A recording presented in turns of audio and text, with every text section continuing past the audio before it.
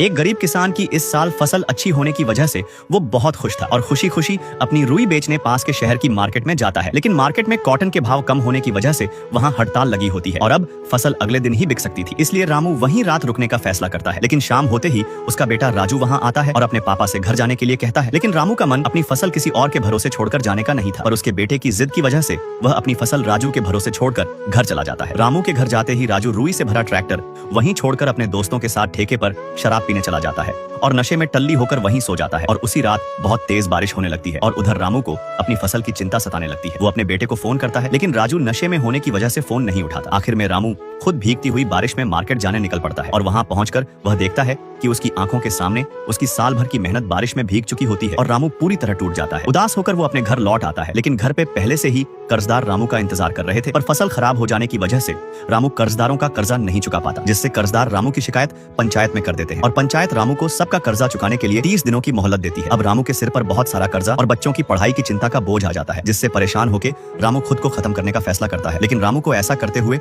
उसका पड़ोसी किसान देख लेता और वो रामू की जान बचा लेता है।